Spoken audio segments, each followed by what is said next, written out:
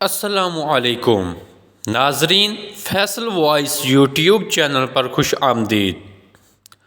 ناظرین، آج ہم دریا میں فرعون کا غرق ہونا اور حضرت موسیٰ علیہ السلام پر تورات نازل ہونا واقعہ بیان کریں گے۔ ناظرین، فرعون اللہ کا منکر تھا۔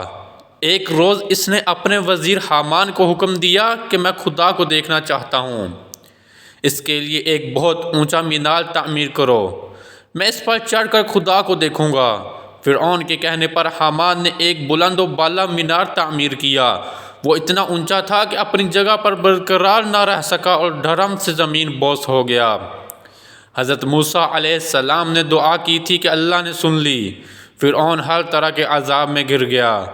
ملک میں ہر طرف بیماریاں پھوٹ پڑیں، قحط پڑ گیا، اناج کا ایک دانہ بھی نہیں مل رہا تھا۔ طرح طرح کی آفات سے فرعون گھبرا گیا۔ اس کی قوم نے واویلا مچایا اور فریاد کی کہ یہ کیا ہو گیا، ہم تو ہر طرح کے عذاب میں مبتلا ہو گئے۔ فرعون نے اپنی قوم سے کہا کہ موسیٰ سے کہو کہ یہ عذاب ٹال دے۔ فرعون کے مشورہ پر لوگ حضرت موسیٰ علیہ السلام کے پاس آئے اور کہنے لگے کہ ہم سب عذاب میں مبتلا ہو گئے ہیں، ہمارے پاس اناج نہیں ہے، ہم فاقے کر رہے ہیں، بیماریوں سے بھی تنگ آ چکے ہیں، ہمارے اندر اب اتنی سکت نہیں کہ ہم برداشت کر سکیں۔ ان کی حالت دیکھ کر حضرت موسیٰ علیہ السلام کو رحم آ گیا۔ آپ نے اللہ سے دعا کی تو عذاب ٹل گیا۔ کچھ عرصہ تک اطمینان سے رہے، پھر دوبارہ گناہ میں مبتلا ہو گئے اور عذاب کو بھول گئے۔ اللہ نے پھر ان پر عذاب نازل کیا تو حضرت موسیٰ علیہ السلام کے پاس آئے اور گناہوں کا اعتراف کیا، اپنی گمراہ کن حرکتوں پر نادم ہوئے اور کہا کہ ہم موسیٰ اور ہارون کے رب پر ایمان لے آئے۔ حضرت موسیٰ علیہ السلام نے پھر اپنی قوم کی نجات کے لیے دعا کی تو عذاب ٹل گیا۔ تو اس پر کہنے لگے کہ مصیبتیں تو آتی جاتی رہتی ہیں، یہ کوئی تعجب کی بات نہیں۔ پھر اللہ کا قہر نازل ہوا، ٹڈی دل آسمان پر چھا گئے، کھڑی فصل تباہ ہو گئی، ملک میں قحط پیدا ہو گیا، جسم میں جوئیں پیدا ہوئیں، جگہ بہ جگہ مینڈک نظر آنے لگے، یہاں تک کہ جینا دوبر ہو گیا۔ اللہ نے حضرت موسیٰ علیہ السلام پر وحی بھیجی کہ اس زمین کو چھوڑ دو اور اپنی قوم بنی اسرائیل کو ساتھ لے کر نکل پڑو۔ اللہ کے حکم کے مطابق حضرت موسیٰ علیہ السلام اپنی قوم کے ساتھ نکلنے کی تیاریاں کرنے لگے۔ اس دوران مصر میں وبا پھوٹ پڑی، قبطی بڑی تعداد میں مرنے لگے، ہر گھر سے نعش نکلتی تھی۔ اس دوران بنی اسرائیل مصر سے جانے لگے۔ ان کے ملک سے نکلنے پر کسی نے توجہ نہ دی، اس لیے کہ ہر طرف نفسا نفسی کا عالم تھا۔ حضرت موسیٰ علیہ السلام نے حضرت ہارون کی رہنمائی میں بنی اسرائیل کو روانہ کر دیا اور خود پیچھے رہ گئے۔ بنی اسرائیل کا قافلہ دریائے کلزم کے کنارے پہنچ گیا۔ فرعون کے کرندوں نے دیکھا کہ شہر میں کوئی اسرائیلی نظر نہیں آ رہا تو فرعون کو اطلاع دی۔ فرعون اپنے لشکر کے ہمراہ اسرائیلیوں کے تعاقب میں روانہ ہوا۔ فرعون کا بھاری لشکر دیکھ کر موسیٰ کی قوم گھبرا گئی۔ موسیٰ کی قوم نے کہا کہ ہم مصر سے نہ نکلتے تو اچھا تھا، اب تو ہم گر گئے ہیں۔ حضرت موسیٰ علیہ السلام نے اپنی قوم سے خطاب کرتے ہوئے کہا، میرے ساتھیوں خوف زدہ ہونے کی ضرورت نہیں، میرا رب میرے ساتھ ہے، وہی ہمیں راہ دکھائے گا۔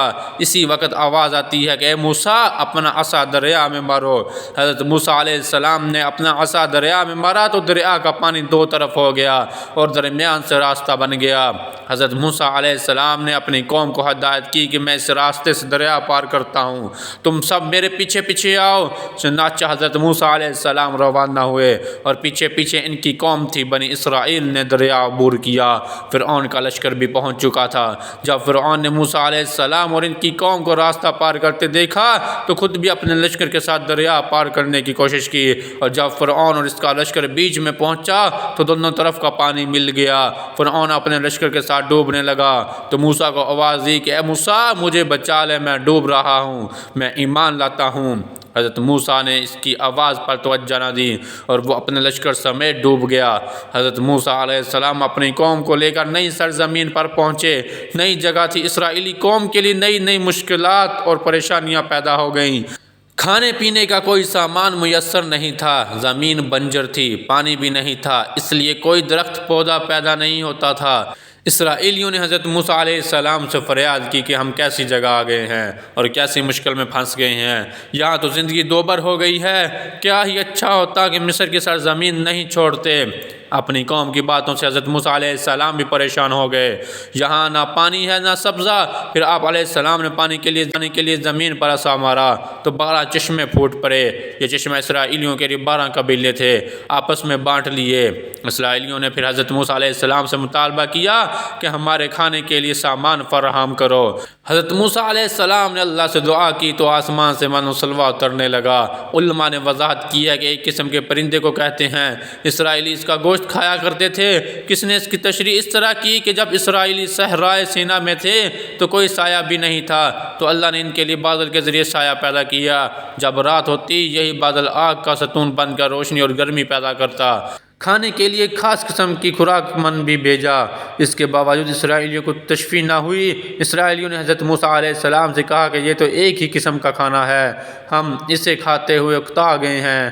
اے موسیٰ علیہ السلام، اپنے رب سے دعا کرو کہ ہمارے لیے زمین سے کھیرا، ککڑی، پیاز، لہسن اور مسور پیدا کرے۔ حضرت موسیٰ علیہ السلام نے خفا ہو کر فرمایا کہ یہ چیزیں تو شہر ہی میں مل سکتی ہیں، جسے ان سب چیزوں کی ضرورت ہو وہ شہر چلا جائے۔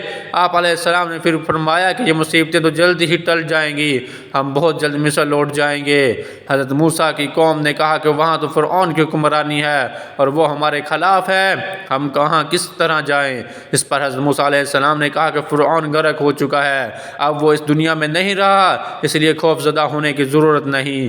حضرت موسیٰ علیہ السلام کی باتوں سے قوم کو اطمینان نہیں ہوا اور کہا کہ اگر فرعون مر چکا ہے تو ہم اس کی نعش دیکھنا چاہتے ہیں۔ حضرت موسیٰ علیہ السلام نے اللہ سے دعا کی تو پانی نے فرعون کی نعش کو اوپر چھال دیا، نعش کرنالے پر آ لگی۔ جب سب نے دیکھا تو یقین آیا۔ کچھ ہی عرصہ گزرا کہ اللہ نے حضرت موسیٰ علیہ السلام سے کہا کہ اپنی قوم کے ساتھ مصر واپس لوٹ جاؤ۔ حضرت موسیٰ علیہ السلام کے حکم پر مطابق اپنی قوم کو لے کر مصر چلے گئے۔ وہاں فرعون کے محلات اور اس کی ہر چیز پر قبضہ کر لیا۔ اس کے بعد آپ علیہ السلام اس مقام پر بھی گئے جہاں آپ علیہ السلام نے اپنی بیوی صفورہ کو قیام کرنے کے لیے کہا تھا۔ ملاقات کے بعد آپ علیہ السلام اپنی قوم کی طرف متوجہ ہوئے اور دین کی تبلیغ شروع کر دی۔ آپ علیہ السلام نے ان کو پیغام دیا کہ اللہ نے مجھے نبوت عطا کی، میں شریعت کی باتیں بتاؤں گا، اس پر عمل کرو گے تو اس میں تمہارا ہی فائدہ ہوگا۔ موسیٰ علیہ السلام کی قوم نے کہا کہ ہم کس طرح یقین کریں کہ اللہ نے آپ علیہ السلام کو نبی بنایا؟ پھر آپ نے اپنی قوم میں سے چند صالح بندوں سے کہا کہ تم اپنی نظروں سے سب کچھ دیکھو، اس کے لیے کہ تم لوگوں کو میرے ساتھ چلنا پڑے گا اور تم جو کچھ دیکھو گے یہاں آ کر گواہی دینا۔ صالح بندوں نے مان لیا اور حضرت موسیٰ علیہ السلام کے ساتھ جانے پر راضی ہو گئے۔ آپ علیہ السلام نے 70 نیک بندوں کو اپنے ساتھ لیا اور ہارون کو اپنا نائب بنا کر چھوڑ دیا۔ یہ 70 آدمی عالم تھے۔ حضرت موسیٰ علیہ السلام نے انہیں لے کر کوہ طور پر پہنچے۔ اللہ نے وحی نازل کی کہ اے موسیٰ، تم نے 30 روزے رکھے، 10 روزے اور بھی رکھو تو 40 روزے پورے ہو جائیں گے تو میں تو ریت نازل کروں گا۔ حضرت موسیٰ علیہ السلام نے یہ بات 70 نیک بندوں کو بتائی۔ ان سب نے آپ علیہ السلام سے کہا کہ جب تک ہم خدا کو اپنی آنکھوں سے نہ دیکھ لیں ہم یقین نہیں کریں گے، تم خدا کو دکھا دو تو ہم یقین کر لیں گے۔ آپ علیہ السلام نے ان لوگوں کو بتایا کہ خدا کو کوئی نہیں دیکھ سکتا، کس طرح دکھاؤں؟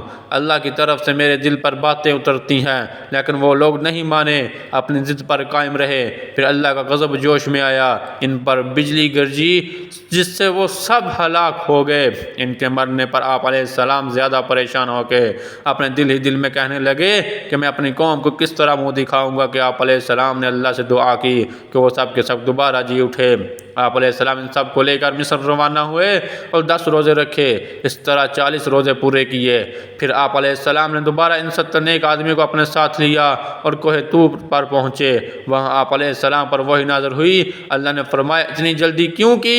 آپ علیہ السلام نے جواب دیا تاکہ مجھ سے راضی ہو۔ پھر آپ علیہ السلام نے فرمایا میں تجھے دیکھنا چاہتا ہوں۔ اللہ نے فرمایا اے موسیٰ، تم مجھے نہ دیکھ سکے گا، تو پہاڑ کی طرف نظر رکھ۔ حضرت موسیٰ نے پہاڑ کی طرف نگاہ اٹھائی تو اللہ نے اپنی تجلی دکھائی تو آپ علیہ السلام تاب نہ لا سکے اور بے ہوش ہو گئے۔ جب ہوش میں آئے تو دیکھا پہاڑ ٹکڑے ٹکڑے ہو گیا۔ آپ علیہ السلام نے اللہ سے معافی مانگی۔ اس وقت اللہ نے آپ علیہ السلام پر تو ریت نازل کی۔ بتایا جاتا ہے کہ آپ علیہ السلام کو پہلے 10 احکام ملے جن میں 10 اخلاقی باتیں تھیں۔ ان 10 احکام کو احکام عشرہ کہتے ہیں۔ یہ احکام پتھر کے سلوں پر کندہ تھے، اسے صحیفہ کہا جاتا ہے۔ قرآن کریم میں اللہ تعالیٰ فرماتا ہے اور ہم نے چند تختیوں پر ہر قسم کی نصیحت اور ہر چیز کی تفصیل ان کو لکھ کر دی کہ ان کو کوشش کے ساتھ عمل میں لاؤ اور اپنی قوم کو بھی حکم کرو کہ ان اچھے احکام پر عمل کرے۔ ناظرین ملتے ہیں اگلی ویڈیو کے ساتھ، تب تک اپنا بہت سارا خیال رکھیے، اللہ حافظ۔